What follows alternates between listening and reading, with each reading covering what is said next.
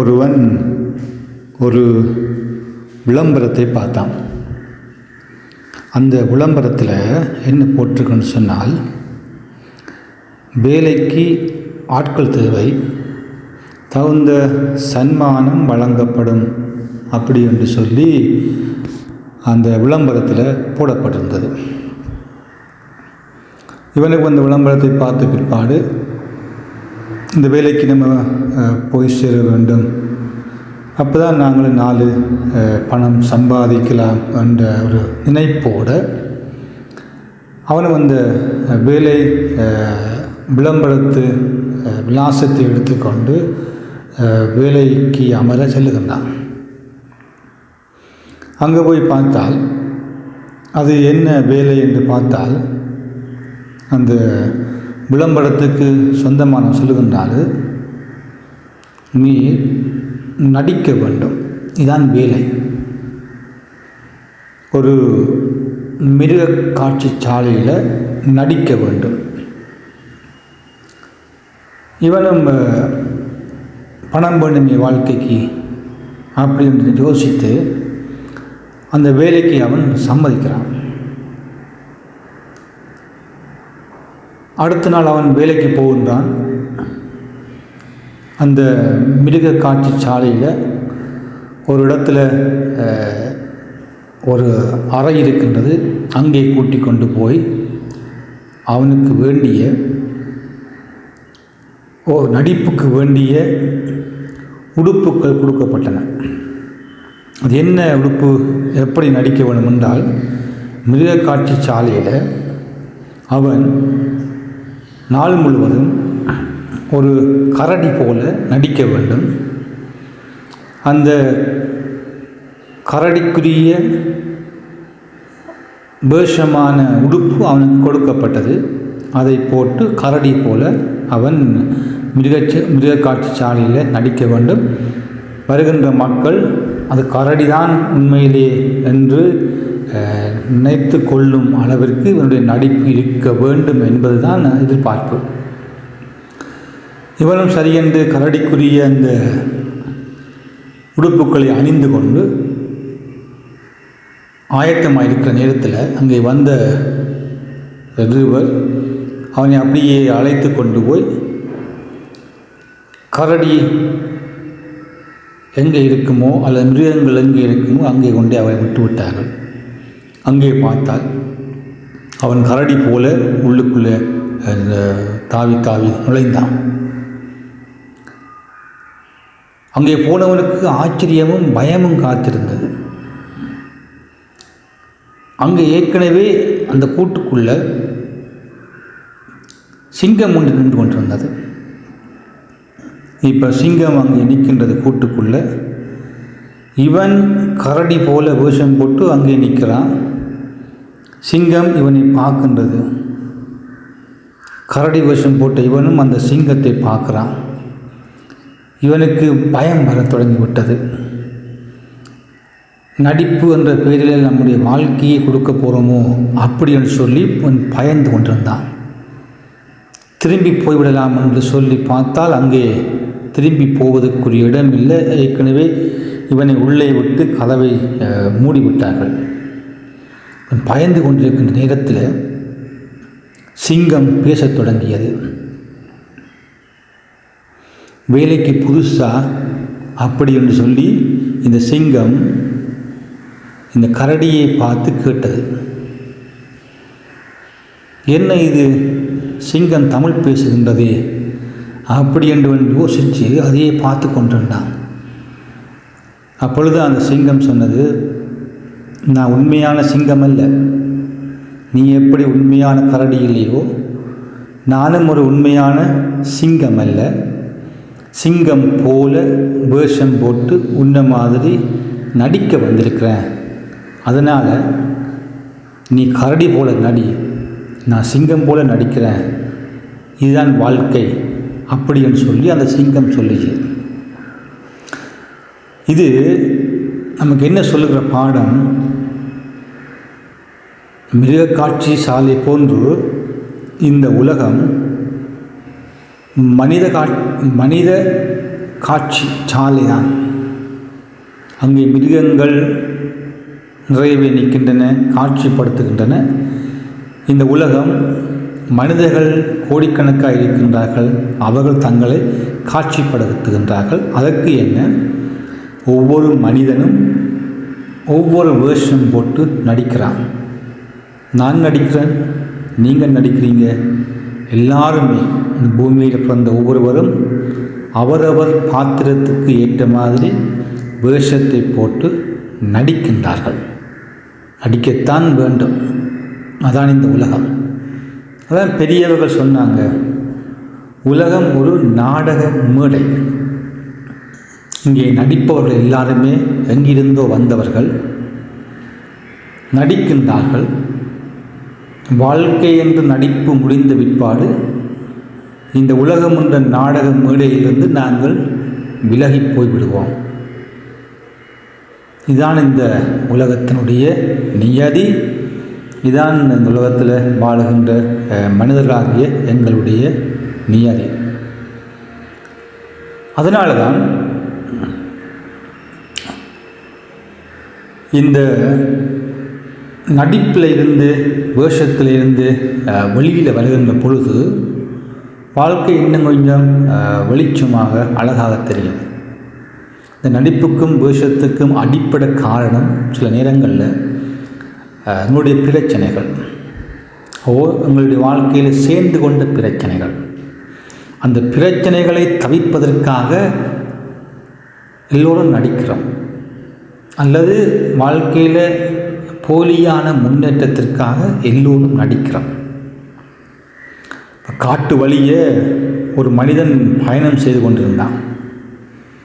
பல மணி நேரமாக அந்த பயணம் தொடர்ந்து ஒரு மலை பயணமாக மாறியது.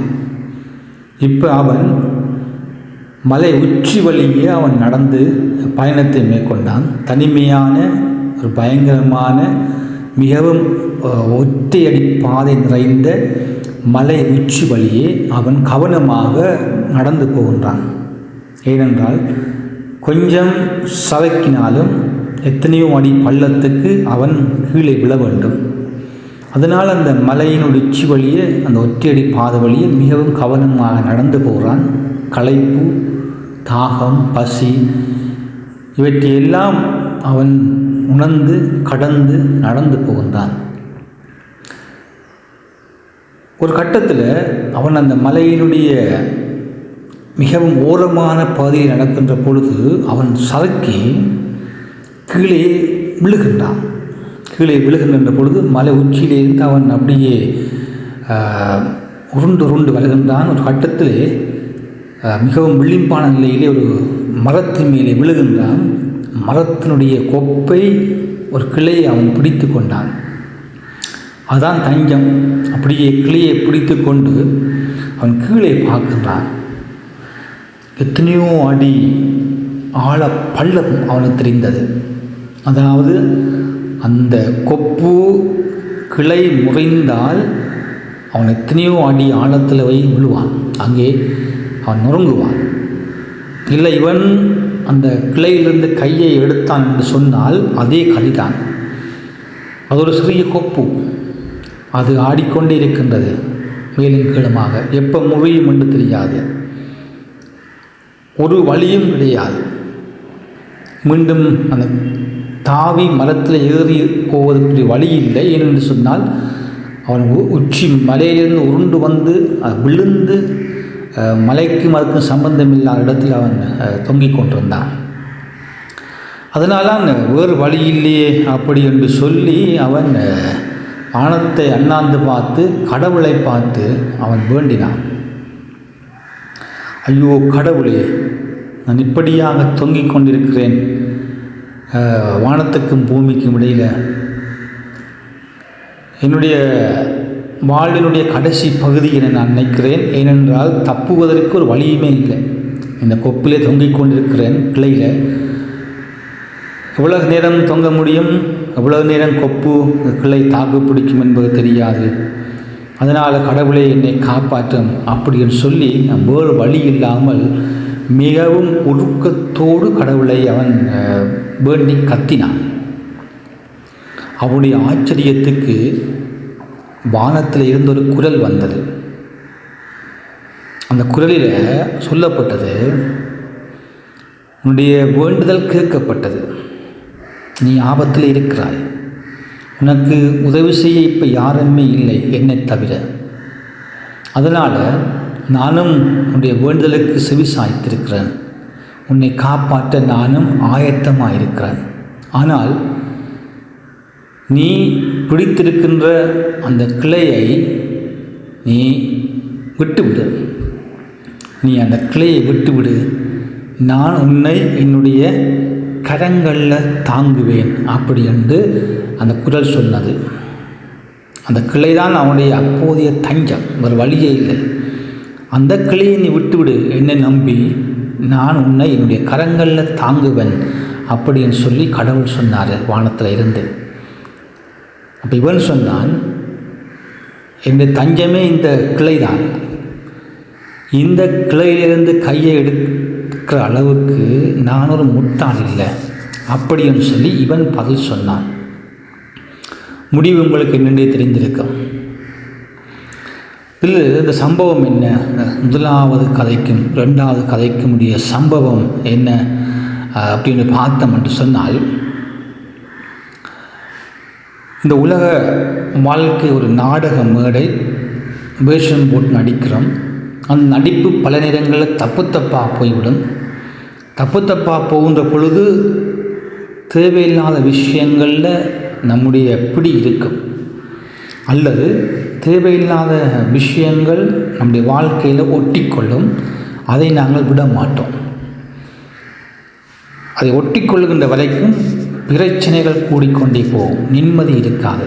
ஒரு கட்டத்தில் வாழ்க்கையை அழிக்கிற அளவுக்கு சில விஷயங்கள், தேவையில்லாத விஷயங்கள், கூடாத விஷயங்கள் நம்மோடு ஒட்டிக்கொள்ளும். அதனால தான் இந்த மரக்கிளையை நம்ம பிடிச்சிருக்கிற மாதிரி ஒரு கட்டத்தில் இந்த ஒட்டிக்கொண்ட விஷயங்கள் நம்முடைய வாழ்க்கையை சூறையாடத் தொடங்கிவிடும். இனி வேறு வழி இல்லை அப்படின்னு சொல்லி கடவுளை பார்த்து நம்ம மண்டாடுவோம். கடவுள் சொல்லுவார், நீ பிடிச்சிருக்கிற அந்த கூடாத விஷயத்தை, தேவையில்லாத விஷயத்தை விட்டுவிடு.